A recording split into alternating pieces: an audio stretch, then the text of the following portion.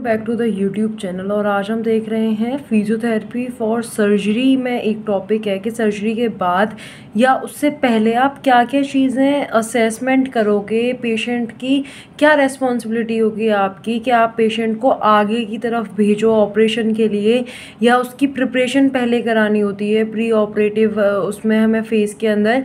तो वो सारी चीज़ें हम आज देखने वाले हैं इसके अंदर, ठीक है।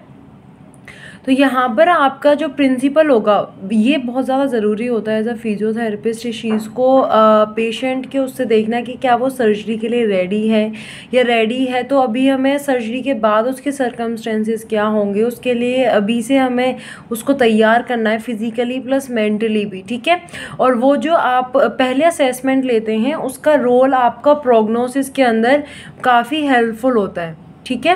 तो अब हम देखते हैं प्री ऑपरेटिव असेसमेंट में क्या क्या चीज़ें होंगी। सबसे पहले रेस्पिरेटरी इश्यूज़ जो भी होंगे, लाइफस्टाइल इश्यूज़ हम देखेंगे, मस्कुलोस्केलेटल इश्यूज़ देखेंगे और कार्डियोवास्कुलर इश्यूज़ देखेंगे। ये 4 इश्यूज़ हमें देखने होंगे। अब इसके अंदर रेस्पिरेटरी इश्यूज़ में होगा कि एयर एंट्री इम्पेयरमेंट तो नहीं है, इनेबिलिटी टू कफ और क्लियर सीक्रेशन फ्रॉम एयरवेज, मतलब इनमें से कोई भी ऐसी दिक्कत तो है या नहीं है, उसका असेसमेंट करना है हमें।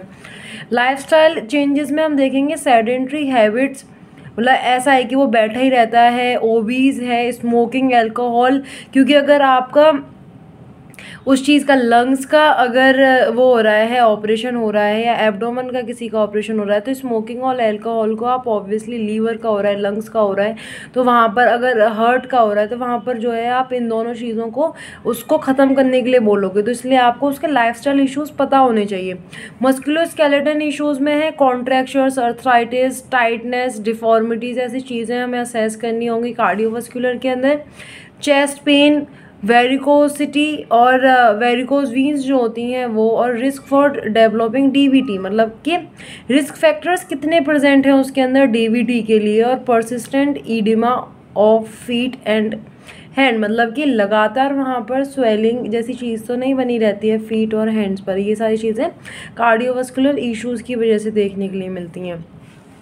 इसको आप प्रॉपरली रिकॉर्ड करोगे प्री ऑपरेटिव चेकअप रिपोर्ट के अंदर, क्योंकि ये जो है आपकी जो आगे सर्जरी करते हैं सर्जन्स के पास जाती है, और वहाँ से वो पूरा उसका और जो जितना भी प्रोटोकॉल होता है सर्जरी का है उन सबको पता करते हैं। For aware of potential complications develop after the surgery, के क्या क्या कॉम्प्लिकेशंस आ सकते हैं, ठीक है। अगर डीवीटी डेवलप होने के चांसेस हैं तो उसके आपको हर 2 आवर के बाद वो पोजीशन चेंज करनी पड़ेगी, पैरों को एलिवेशन पे रखना पड़ेगा। ये सारी चीज़ें जो है उसको एक्सरसाइजेस बतानी पड़ेंगी, क्योंकि वहाँ पर ऑलरेडी प्री असेसमेंट के अंदर ही उसके कॉम्प्लिकेशंस थे, तो पोस्ट तो आ ही जाएंगे, ठीक है।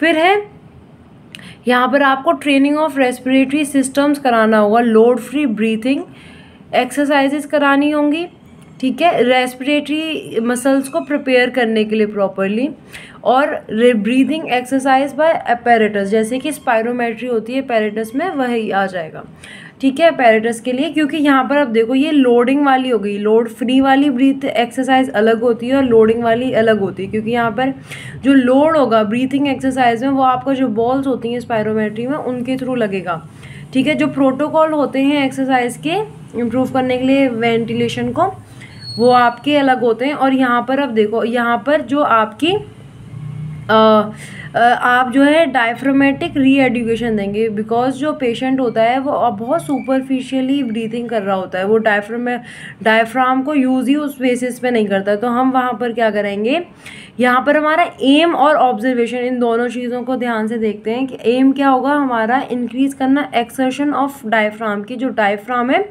वो ज़्यादा वर्क करे।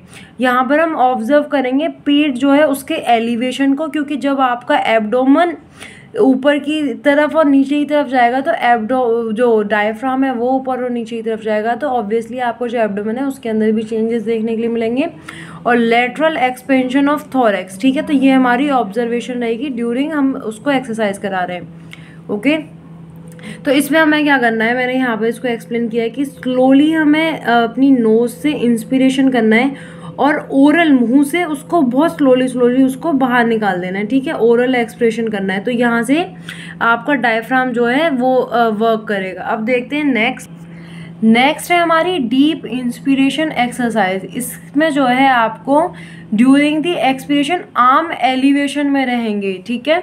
यहाँ पर अगेन वही नाक से आपको डीप इंस्पिरेशन लेना है, थोड़ी सेकंड्स के लिए रुकना है, फिर मुंह से जो है आपको एक्सपिरेशन कर देना है, ठीक है, मतलब उसको हवा को बाहर निकाल देना है। फिर है इंस्पिरेटरी हिकअप्स।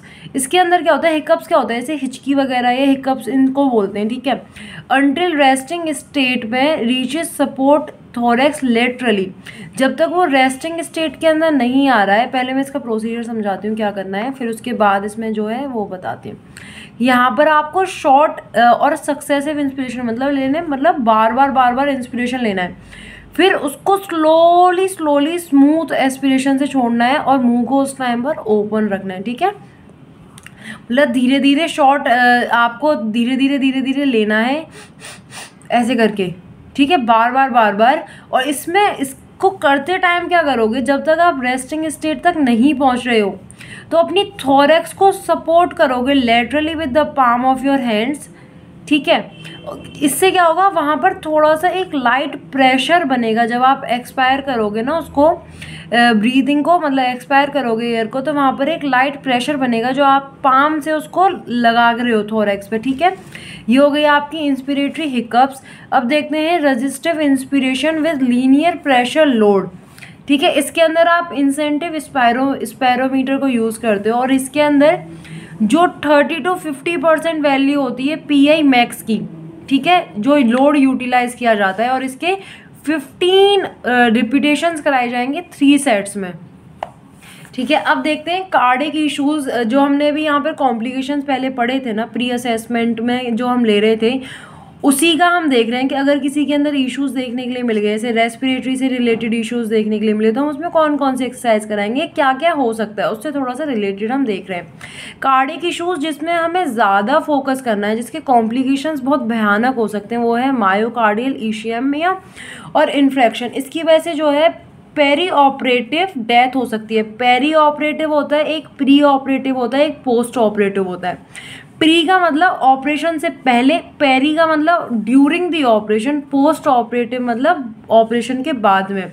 अगर मायोकार्डियल इश्यमिया है तो पेशेंट की during the operation he death हो सकती है। दूसरा है अरिथेमिया। अरिथेमिया में जो है आपका ये भी जो है और अंडरलाइंग डिजीज़ की वजह से हो सकती है, ठीक है, अरिथेमिया। तो यहाँ पर आपको ये भी ध्यान देना है, ठीक है। अब देखते हैं मस्कुलोस्केलेटल इश्यूज़ क्या क्या हो सकते हैं पोस्ट ऑपरेट से पहले और वो किस तरीके से इफ़ेक्ट करेंगे।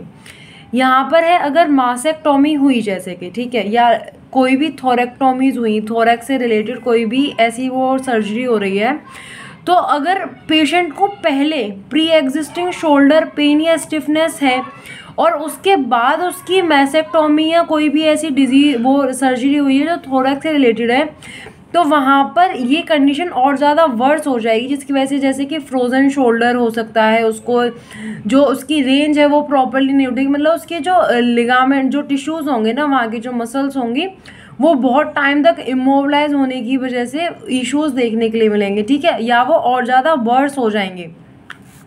अब आगे देखते हैं इंसिजन्स ऑफ एब्डोमेन वॉल पर अगर इंसिजन्स जा रहे हैं तो उसकी वजह से हमारी जो मसल्स होती हैं, जो कोर मसल्स होती हैं, वो वीक हो जाएंगी, और कोर मसल्स की वजह से क्या होगा, जो लंबर है आपका उसमें लॉर्डोसिस देखने के लिए मिलेगा, और लॉर्डोसिस की वजह से आपका जो क्रोनिक पेन है, अगर पेशेंट को पहले ही लोअर बैक पेन था, आपने प्री असेसमेंट के अंदर असेस किया था, तो वो और ज़्यादा क्रोनिक पेन जो है वर्स उसमें कंडीशन में चला जाएगा, ठीक है। तो इसीलिए हमें ये सारी चीज़ें ध्यान देनी होती हैं। तो this was all about the surgery वाला पार्ट, कि अगर सर्जरी के अंदर आपका क्या रोल होता है प्रॉपरली, ठीक है, क्या असेसमेंट करनी होती है, किस हिसाब से करना होता है। Thank you so much for watching my video. I hope आपको समझ में आया होगा। Thank you so much. Please like and subscribe my channel. अगर यहाँ तक पहुँचे हो तो कर दो, कुछ जा तो रहा है नहीं, ठीक है।